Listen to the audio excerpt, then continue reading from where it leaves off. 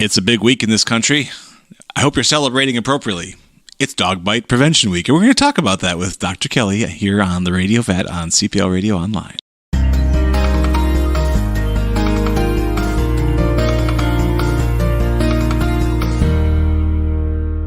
Thank you for joining us today here on the Radio Vet with Dr. Kelly. Dr. Kelly?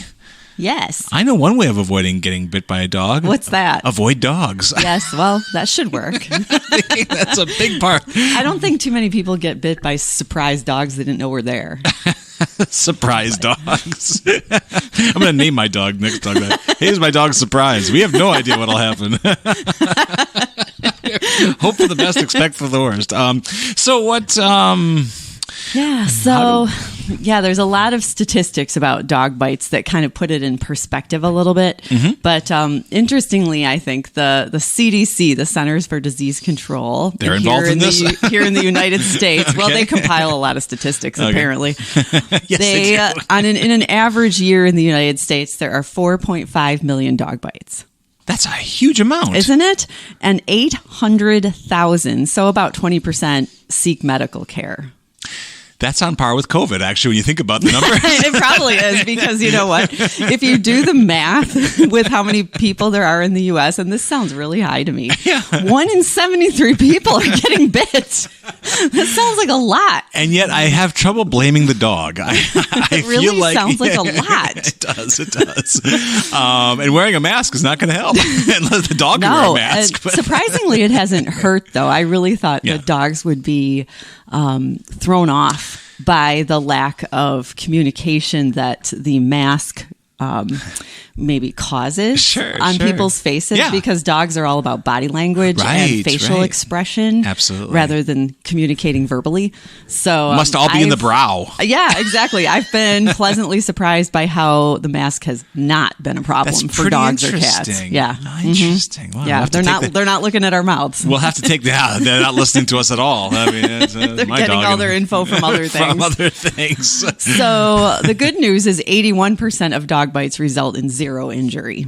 That's good. That's a high number. That's good. And those dog bites are what we call inhibited bites. Oh. Meaning, the dog didn't mean to hurt you. He held back. He held back. He or she could have done a lot worse. To that end, I mean, not to. Yeah, I wrestle around with my terrier quite often with a couple of his favorite toys. Yeah. And occasionally my finger gets in the way and he'll chomp down, and I mean, he'll break the skin once a year. But if we're counting all of those, I can at least add 200 more to that. To that statistic. I would call those play bites, and I would not count them. It's funny though, because when he does get me, sometimes I will actually, I'll make my voice very low and go, "Mr. Beasley," and it's great because his ears go flat and he kind of arches his back. But it's okay. But I want to make sure he knows that and he's very careful. I mean, it's kind of cool. Yeah, it's a good boy. So and I don't bite him. So there's also a number of fatal dog attacks every year in the U.S. Yeah, you do hear about those those make CNN usually. Yeah, exactly. Mm-hmm. And so your chance of dying from a dog bite, if you are involved in a dog bite, is 1 out of 112,000. 112,000. So I like those odds. Yeah. So putting that in perspective, you have a 1 in 63,000 chance of dying if you are have contact with bees, hornets, or wasps. And if you are in an air transport incident, your chance of death is 1 in 10,000, which, hey, that's actually pretty good, I think. If you're in a plane crash. Yeah. There's some, there's good mitigation things there. Yeah. And certainly if you have a pet wasp, there's just nothing we can do for you. You're just weird. You've chosen that. If you're involved in a firearm discharge, your chance of death is 1 in 7,000. Okay. And if you are choking, your chance of dying is 1 in 3,500. That's pretty, I don't like that statistic at all. I'm going to be careful at lunch. Yeah, good idea. Oh boy. Chew. All Insurance companies pay out an average of over $530 million in dog bite claims per year. That's a good chunk of change. Yeah, it really actually. is. Wow. Which is why when you're getting your homeowner's insurance, they ask you about your pets. They do, don't they? And if you have a dog, they want to know what breed it is, what gender it is, if it's neutered or spayed, because all of those things affect the likelihood of you getting sued over a dog bite and them having to pay out. They never ask about cats, though. Yeah, you're right. It's kind of interesting. There's not too many and people cats sue over cats I've for lost some more, reason. Right, I've lost more blood from my cats than I have from my dog. I'd be that's I'd be more afraid of the average cat bite than the average dog bite Dirtier. medically. Yeah, totally. Because cat bites always get infected and dog bites almost never do. Oh, we've got this all wrong on the insurance level. We got to work this out. Someone's got to call farmers. But the strength of the cat's jaw compared to, your average mastiff, the damage done is really at a different level. All right, you got me. Yeah. Of the poor Postal Service employees. Oh, dear. In 2020, there were 5,800 what they call attacks. Jeez. Now, attacks... there was no criteria for defining attacks, which means, a postal worker may have been walking across the front lawn and an excited dog jumped and thought postal worker had a treat grabbed their arm and didn't even break skin. Right. Okay, that could count if they reported it. I suppose that's true. Yeah. So with that in mind, I'm attacked every day about 5:45 when I walk in the door. So I'm going to report those too. I mean, he just wanted to snuggle, but still. So there is a predictable and normal sequence of events that precedes, not events, but sequence of body language, communication by the dog that leads up to a bite. They seldom just spring and bite. I mean, I don't think that's, Yeah, there are almost no truly unprovoked bites. I wouldn't think so, no. Yeah, no, it's just a whole lot of unknowingly provoked bites. Even a rattlesnake gives you some warning. Oh, yeah. They have a great warning. Yeah, wonderful. So, I mean, oh, my. So that's good. You get rattles on all the dogs. Yeah, and so I think the biggest part of prevention actually is people learning to read body language better in dogs. Yes. There's an awful lot of people who've owned dogs for decades who still can't read dog body language, and I'm always shocked by that. Are you saying some people might not be very bright? No, they're not informed. Oh, because I am. I am. Do you think the average dog owner knows that a dog yawning is a sign of anxiety? I do because I have a terrier, but most would not know. But I know that, that's one of his 83 signals that he's anxious. Yeah. Now, a dog could, of course, in a relaxed situation at home, probably yawn when it's tired, just like we do. But when they're at the vet clinic and they're, sitting there and they're trying to look calm, but they're yawning, they're not tired. They're not craving a nap. No.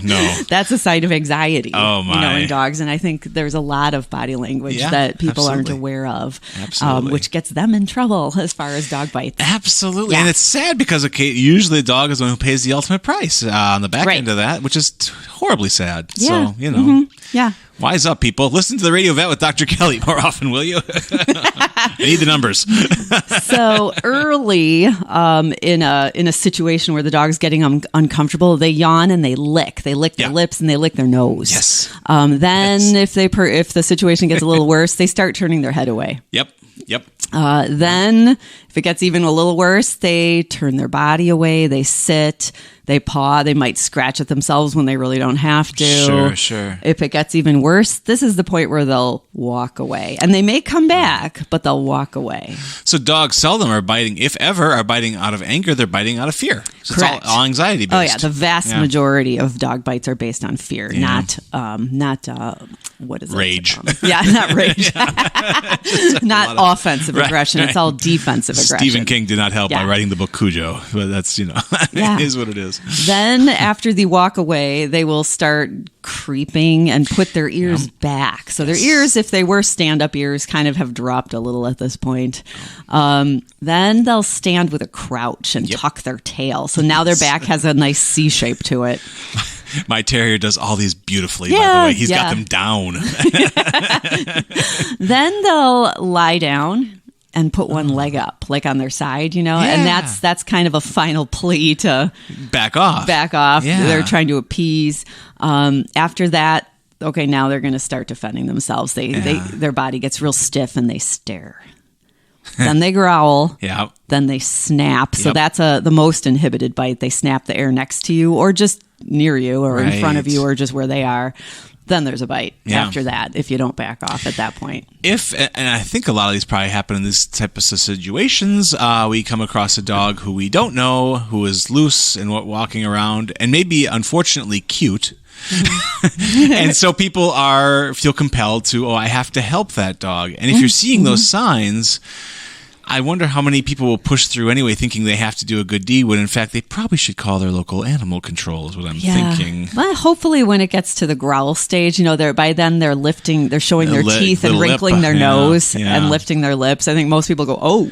At that point, time to walk away. Yeah, you would hope, but I mean, again, if we're talking about like a Pekingese or a, they might not be put off by that, right? Yeah, the cuteness factor overwhelms the lip factor.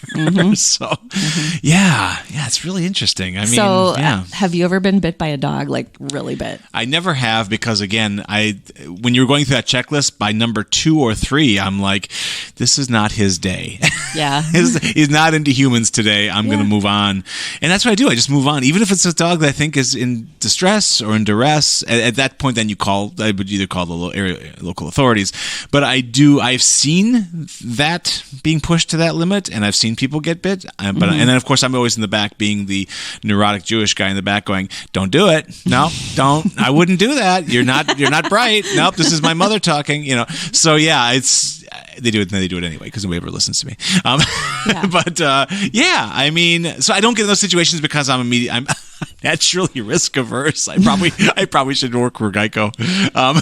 So anyway, but so no, I have never been in that situation. I've been bit by a rabbit. That's it. Because I wasn't smart. Because I kept kind of saying, "You're so cute," and then I got bit, and I'm like, "Okay, that was moronic on my part." And the rabbit did exactly what he should have done. So yeah. But that bite hurt. Yeah. Oh, rabbits can take you apart. Yeah. So I recall really the only time I've been bit. I was just going to ask, you're in more of a situation to get bit than I am. I see the ladder of aggression on a daily basis. Yes. Of course, you've got anesthetics at your disposal. True. But if this dog needs vaccines, but it's already reached the crouched or the even growl stage. Right. We're like, okay, we can do this in 1 minute. Here's a muzzle. Right. Yeah. And oftentimes once they're wearing a muzzle, they're like, oh, fine. So. I know I get like that. Once I get muzzled, I just back down at that point. But if they really, literally lose their minds, they're crying, they're rolling on the floor, they're screaming. It's like, well, we're not doing this today. You're going to have to come back with drugs because it's just not humane. Right. It's just not humane. Right. That's true. Yeah. You don't want to develop that kind of relationship with your patient. Right. So how well? And I have to ask you, every week you have the opportunity to be bit. I mean, how multiple times a day, really, when you think about it. So how often does it get to that point every week? I mean, obviously you know your owners and your pets by and large, but still, I have to imagine it can be a wild card, can it? I mean, or no? Or maybe I'm way off. I don't know. I'd say maybe we just, for safety and logic reasons, and just listening to the dog's body language, we probably muzzle between 15 and 20% of dogs. That's for specific things. Sure. Some dogs only need a muzzle for a nail trim. Right. And they're fine with everything else. Sure. Yeah. So, yeah. Okay. But, it's important to know a muzzle doesn't hurt a dog. No. It doesn't hurt at all. No, not a bit. In fact, we used to do that with my greyhound when he would go to dog parks and stuff, not because he was vicious or anything like that. Mm-hmm. It's just that his instincts are such that if a small dog that looks like a bunny rabbit comes by, he may actually go after it and murder it. Mm-hmm. And it's not malicious. He will not kill out of rage. He kills out of, it's time for me to kill this thing now. Right. So, it's automatic. So we muzzled him for that very reason. People always at the dog park, but that's why we stopped going to the dog park, because people at dog parks were insane. I didn't say that. But they would yell at me and be like, "Oh, that's so cruel." And I'm like, "No, I'm doing you a favor, Mr. Chihuahua over there. Yeah, I want your dog to continue to live. Well, then he shouldn't be at a dog." And there's this whole thing. Oh my gosh, it's so political at dog parks. Yeah. The politics of dog parks just sounds like it can be. It's exhausting. So we'll just stay home. But anyway, so this is really interesting. I mean, it does bring up a lot of interesting things, like if a dog, if we have a dog owner who has a dog that bit someone, do they Do you get involved in any of those type of things? Only is insofar as when someone seeks medical attention for a bite, the doctor who sees the wound has an obligation to report it. So the police have to do a report. Right. And then the dog has to undergo a 10-day rabies quarantine. Right. And if they're in the state of Wisconsin anyway, if their rabies vaccine is current, the quarantine is at home. Okay. But they have to have an exam 3 times during that 10 days by a veterinarian just to make sure, there's no signs of rabies. Yeah. So on day 1, on day 10, and somewhere in the middle. We have to fill out that form, sign off on it, and then they have to return it to the police. Okay.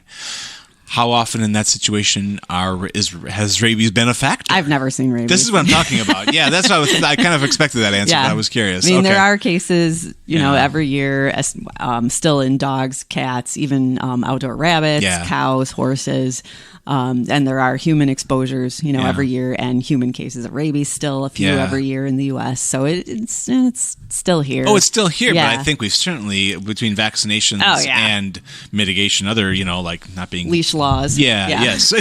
Exactly, precisely. So all good things. Well, that's good. So here we are, Dog Bite Prevention Week, and I think we can prevent that pretty... I think we've got this one on the run, so that's good. So with the last few minutes of the show here, I have to ask you a very weird question. Right. A weird, bizarre question. Okay. About a weird animal. My daughter number 2, who's 17 and highly, highly responsible. I mean, just, she wants an axolotl. Help. Oh, yeah, those are interesting. Yes, they are. They're very delicate. Everything I've read about is like you have to be a chemist and you have to make sure the water is just so, or else they get depressed and die. I would imagine that that's very true because special pets like reptiles, for example. Yeah. And not even the ones that are in the water, but reptiles like your average chameleon, bearded dragon, exactly. Yeah. They need the right light wavelength, the right number of hours per 24 hours of exposure, the right temperature gradient inside their cage. And the right humidity. You have to basically create a biome. Otherwise, over time, they get very, very sick. They don't get sick quickly. Right. They don't do anything quickly as reptiles. They do everything super slow. But my God, I'm a reptile. But they get very sick. Yeah. And over 90% of their illnesses are caused by husbandry issues, meaning they're living in the wrong environment. Right. So it's doable, but it's probably kind of hard. Yeah, that's what I thought. And of course I said, if you're going to go down this road, you walk well, that certainly. Research. And she's definitely done diligence. But I said, you walk this road alone because I have to go to work. I can't just sit here testing pH all day. It's like I gotta go have a job, I don't want to be the lifeguard for an axolotl, sitting in my chair with my red shorts. Have you seen one in your travels? No. Okay. No, only in pictures. You may. They're cute. They are cute because they're always smiling. Yeah. That's the thing that's hilarious about them is that they seem, that's just obviously their physiology or whatever, but maybe like, look how happy they are, I'm like, well, no, maybe they're in agony. We don't know that, Maybe you have to learn their body language. Great. We get bit by a smiling axolotl. Right. They're not happy. It's axolotl bite Smile prevention. Doesn't mean what you think. Bite prevention week for axolotls. No, they eat meat. I found that out about too. Oh. They like ground beef, ground. Are they really insect eaters? Is that really? Yeah, what they eat? mealworms, bloodworms, that sort of thing. Okay. Big time. Yeah, that's their thing. That's their jam. So, got it. All right. Well, it may happen. It may not. I'm leery, but she's excited. So And she's going off to college in Vermont. I'm like, you want to take an axolotl from Wisconsin to Vermont? She's not going to like that trip at all. I don't see any version of that that's great. I don't know. I moved cross country with a dog, a cat, a ferret, and 2 parakeets. All in the same car? Yeah. Yeah. And the parakeets were the only one in the cage. Okay. So It was fine. Bravery. Apparently, Axel is like, this is what's weird about them too. They like chillier water. They like 61 to 64. Now, I know you can heat water, but I'm like, what do I have to drop an ice cube in every 2 hours? How do we keep it at that slightly cooler temp? And I don't know. There's some weird fan that I saw they were selling. That would seem weird to me, but I guess you can achieve it. I mean, here in Wisconsin, it's not like it, besides presently, it actually, it's cool enough that I think water would naturally in your house stay probably in that 65. I think it'll stay whatever room temperature is eventually. Right. Yeah. Oof. It'll just it'll just slowly turn room temperature. Oh, so rather than some kind of heater like you have to have for other aquariums, it must have to have some kind of cooling thing, just which slight. Is not the Amazon didn't carry them. I didn't see any tank coolers on Amazon, so and Amazon has everything. So it's interesting. We'll see how it goes. But they're and it's funny, the price range. Finding an axolotl breeder in Wisconsin has been weird because there's not too many of those either. They range between $15 and $200. Wow. The 200 one being like, rainbow colors. Weird, strange, but the one we see in pictures all the time, like the pink one, the pink smilers, they're pretty cheap. So, they croak, I guess. I'm not out a big chunk of change, but gee whiz, I don't know. Oh, boy. Well, stay tuned, everybody. The Axolotl Files will be tacked on to the end of various episodes going forward, I'm sure. And be careful if that dog is curling his lip. Yes. It means he's, looking for action, and you don't want that kind of action. Yeah, I really wish there was, some kind of little bit of education included for kids, in their curriculum about, hey, let's look at these pictures of different dogs or let's watch a few videos and see if we can tell when the dog gets anxious and unhappy with the situation. Yeah, Humane Society should. I mean, they do tours and stuff. They should tack that onto their. I bet those already exist. They're just not part of everybody's education. Well, but when you've got 85 zillion dogs in your country, it's not a bad idea. And our insurance rates are spiking by the hour. Right. Thanks a lot, everybody. All right. Next week on Dr. Kelly, she'll be here and we'll talk about stuff. We'll figure something out. Take care, everybody. Bye-bye.